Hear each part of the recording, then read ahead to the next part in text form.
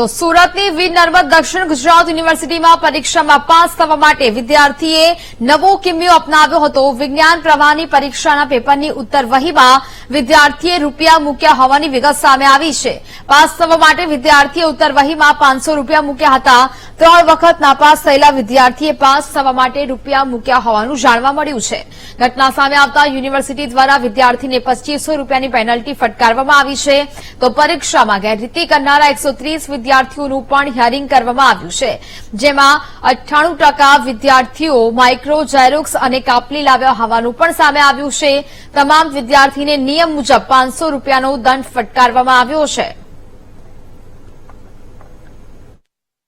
યુનિવર્સિટીની વિવિધ પરીક્ષાઓ ચાલી રહી છે, જે પૈકી એક વિદ્યાર્થીએ પોતાની ઉત્તરવહીમાં રૂપિયા 500ની ચલણી નોટ મૂકીને મને પાસ કરી દેજો સાહેબ એ પ્રકારના લખાણો સાથે જ્યારે મળી આવી હતી, તેને ફેક્ટ કમિટીએ રૂપિયા 2500 જેટલો આર્થિક દંડ કરવામાં આવ્યો છે। આગામી 6 મહિના સુધીમાં લેવાનારી ઓન ડિમાન્ડ અને પૂરક પરીક્ષાથી તેમને દૂર કરવામાં આવ્યા છે।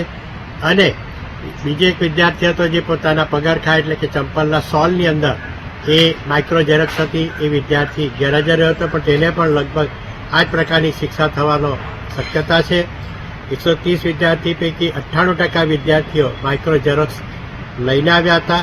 આ વિદ્યાર્થીઓને આ માધ્યમથી એ જ અપીલ છે કે આપ જે લખવાની ટેવ છૂટી ગઈ છે તે લખવાની ટેવ આપણે કરીએ, અને વારંવાર આ રીતે કરશો તો પછી અમે આ જે 2500 કરતાં વધુ આર્થિક દંડ અને 6 મહિના સુધી પરીક્ષાથી દૂર કરીએ છીએ, એના કરતાં વધારે સમય માટે તમને પરીક્ષાથી દૂર કરવાના નિર્ણયો પર કઠોર નિર્ણય લેવામાં આવી શકે છે। સંવાદદાતા શૈલેષ ત્રિવેદી ફોન લાઈન પર જોડાયા છે। શૈલેષ, સુરતની વીર નર્મદ દક્ષિણ ગુજરાત યુનિવર્સિટીમાં જે ચોરીની ઘટના સામે આવી હતી, કાર્યવાહી થઈ છે, શું વિગત?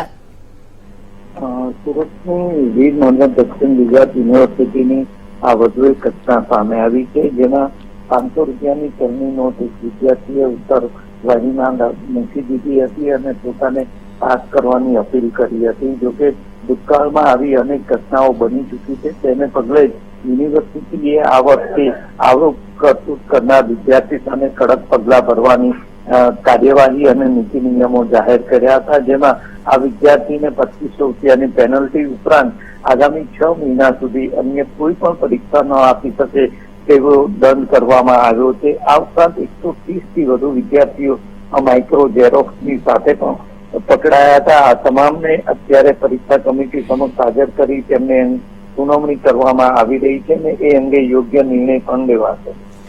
બિલકુલ શૈલેષ, જાણકારી બદલ આપનો આભાર।